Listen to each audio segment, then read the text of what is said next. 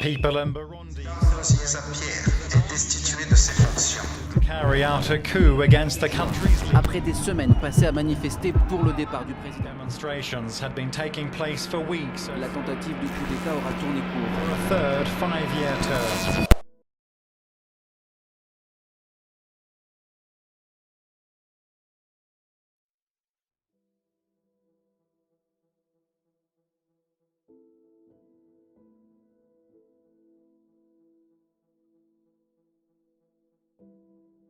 It was 2015.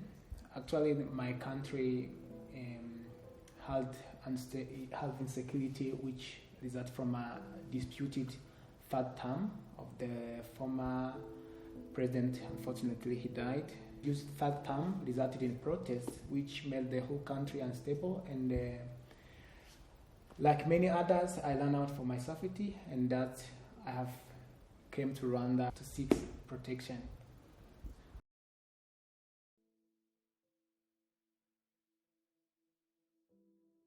My name is Marguerite Barankitse. I'm from Burundi, but living in Rwanda as a refugee. I'm an ALU student. My name is Henri Fabrice and I'm Burundian refugee in Rwanda. I reside in Mahama refugee camp. I'm also a student at TUFS in Peace and Conflict Studies. When you came here in Rwanda in 2015, it was so hard. It was so hard than you think. Where you left, you were having house, you were deciding what to eat in the morning, for lunch, for dinner. You were having like a dream you were fulfilling, and then all of a sudden when you say you are going for safety, everything changed. The life, the way the refugee living in the new space, in the new area, it's not easy. You are in a situation where you don't decide what to do because you find yourself, you don't have any belonging. We fled from different parts, and from those different parts, and also for different reasons, even if generally it was insecurity. And then for some people, you find that you have nothing when you fled. Some people got separated from their parent. Some people have unspoken story when they are recounting it. So people have different story, and then everyone is panicked because you don't know what to do. You don't feel safe because you were normally going to work, but now no one is working. You are there, you are waiting for everything. And yeah, of course, the UNHCR do everything to do, but at the same time, you're still not satisfied. Like they can give you little food to survive. I can call it in Kirundi, no fe no kire. You are not going to die, you are not going to live. Some have found that they are maybe when they fled without their parent, they are the one who are taking care of their siblings. At that time, they become the caregiver in place of their parent. In my family, I'm the firstborn. Means I'm a man of my mom. I tried, I've put all my efforts. Now imagine Emmeline in 2015. I was so young. If you accept yourself, which I can call it in Kinyarwanda or Kirundi, kwiyakira, you can survive. Obviously, I was not sure if I would resume school. First of all, in Burundi, we were studying in French. That's one. When we came to Rwanda, so it was Anglophone system. My wish came through when Maison Shalom, an organization from Burundi, intervened, and they said, like, we want to support students who are in Burundi, who are doing well in school. What I have to do for me to cope up, I have to work hard. To come out those challenges, kwiyakira, to accept yourself, and to accept the circumstance you are in. I have to study hard. I learn English at the same time while studying, and I have in mind always that I want to do university. I want to go to university. Even though I said I want to go to university, I was not sure how. The first thing I think that I'm proud of is getting admission at TUFS and a scholarship, because that's where all me started. My name is Cedric Irambona. I'm Burundian refugee currently living in Rwanda. After reaching to TUFS, that's when I realized I have been helped by other people through recommendation, advice. And I said to myself, like, I have like to say thank you to those people. And immediately after 1 year here, I started Enough is Little initiative. I'm pursuing my higher education at African Leadership University, doing my international business and trade through the Enough is a Little program. Enough is a Little, it's a refugee-led initiative I created in 2019.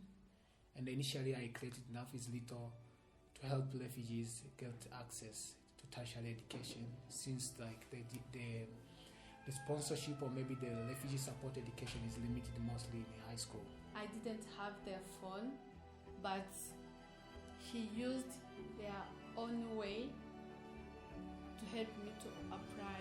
He told me if there is something to need to write, like an essay, he told me via the Facebook, because I was using the small phone.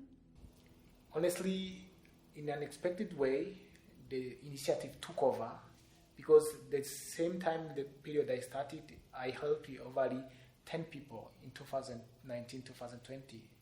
I am my first beneficiary of the program, but after that, we've taken the initiative of helping other refugees to apply to the higher education in general. So I'm seeing this program to be one of the programs that we restore the hope for refugees to pursue their higher education.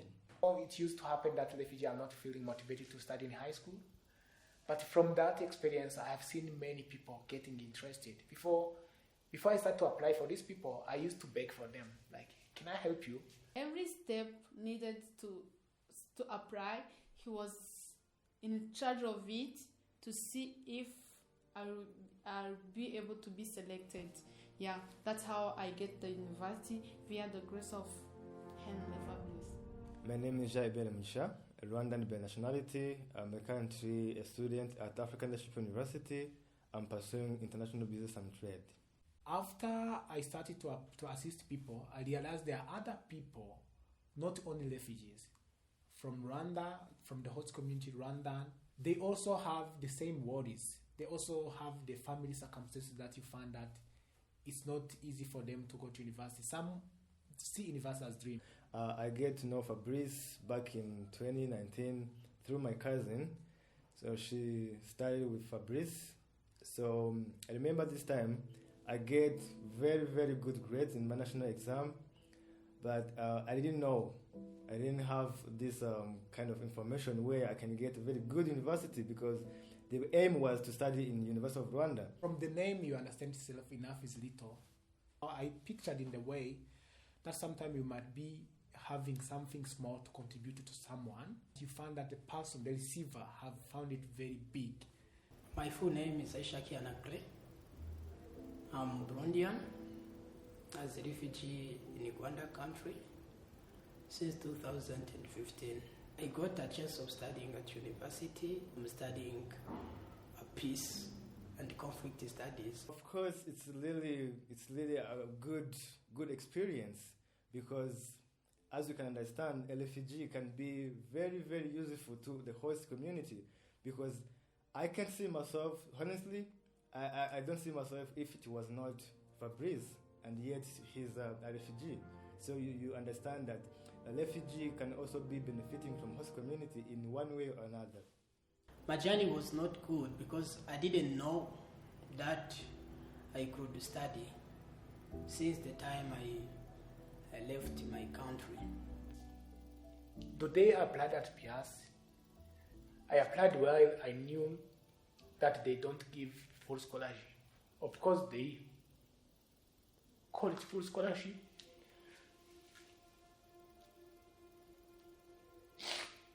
But for refugees, not. Because before you become a refugee, the parent can give some support.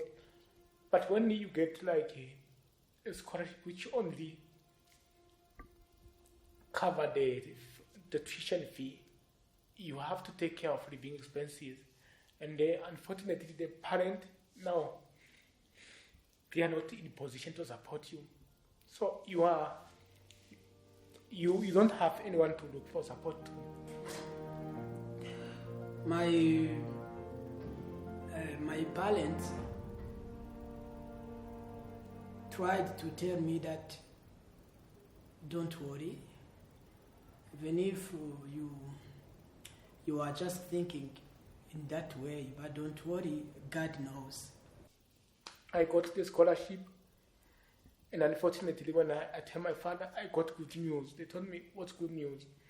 So I got a scholarship, but it doesn't cover living expenses. They told me, we cannot support you because you see where we are.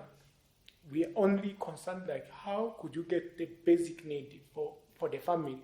You see, I have to look for help.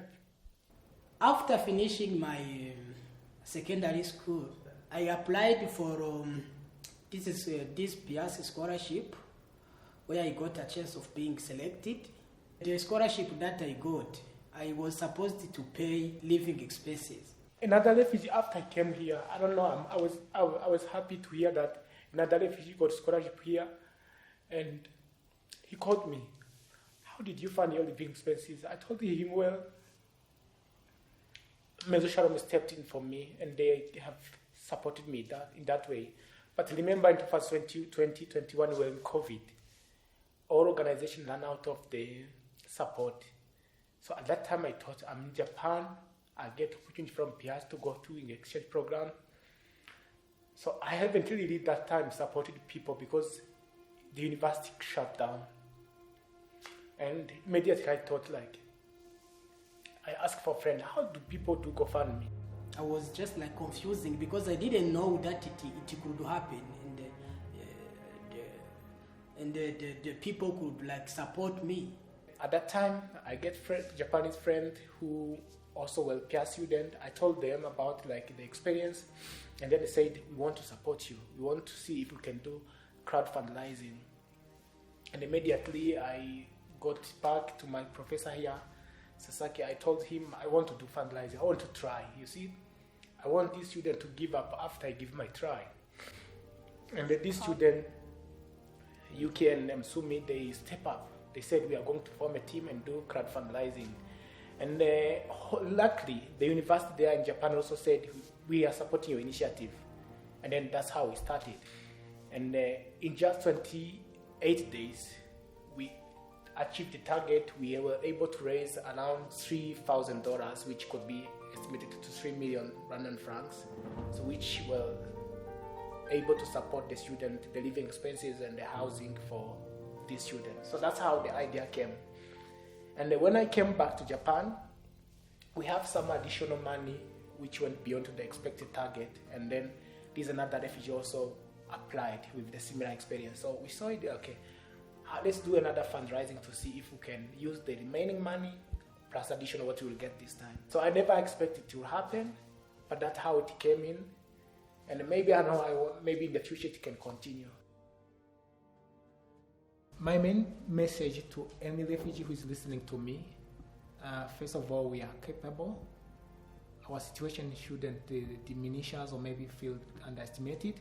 Overall, the most important is to be glad of any refugee who achieves something, because he opened a door. He's an ambassador for you. He's an ambassador for me. And whenever a refugee show up for support, don't hesitate. Before everything, trust yourself.